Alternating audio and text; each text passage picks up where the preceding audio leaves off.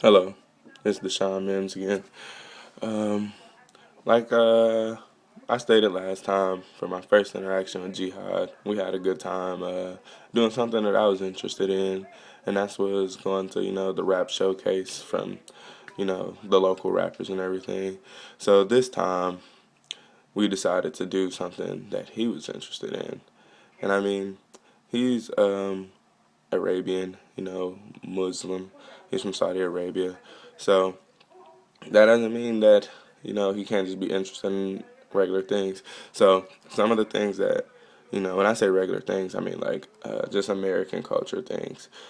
So one thing that we did was we had an assignment for class, and he just decided to say that we should meet up at his apartment and watch some basketball, do the assignment, and just talk about his culture and his customs. So when we met up at his house, we started to talk about, the Arabian culture, like how he's the middle child of 16 children.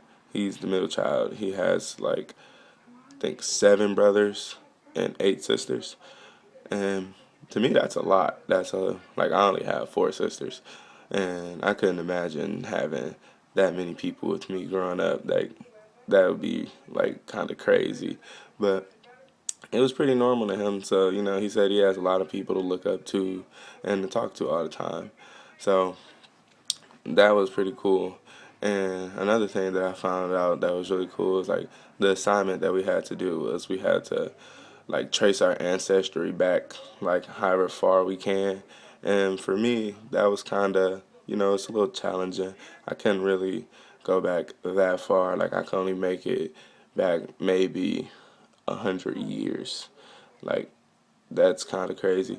But for him, he was able to go back a couple 100 years. Like he knows a lot about his um, his family history. It's like they keep records of everything, and I find that pretty cool because like he can instantly just like tell me like, oh yeah, like my great great great grandfather, he did this and that, and this is where he lived, and I'm just like, oh okay okay, that's like I can only go to my great grandfather, but like another thing we did was we like had some cakes and coffee. He said in the Arabian culture, coffee is like really big. It's you drink coffee all the time, and he doesn't partake in alcohol. So like we sat there and we sipped coffee. The kind of coffee that we had was like pure Arabian coffee. I think it was called Aman. Yeah, like Amand. It was a dark blend. It's like really good. It's different from American coffee because they add spices and stuff to it. And like we ate it with the cakes. The cakes, I couldn't really say that I really enjoyed them. Like the flavor was kind of off.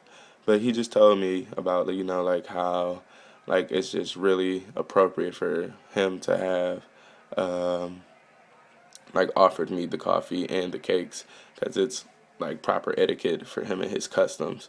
So we did that. His he has a wife and a child, and when his wife came into the room, she was very polite and she did like some things that was, you know, I wouldn't say odd, but you can tell that it was customary for her to do. Like I didn't look her in the eyes or anything because she would look away, and I mean, that was pretty different. So it was like, I don't know, I feel like I just learned a lot about him and like, what he likes and where he's from. It's like we didn't really have to go out and do anything. It's just, we just sat there and we talked and we watched some basketball. And that was pretty okay to me because now I feel like I'm a little closer to him than I was before.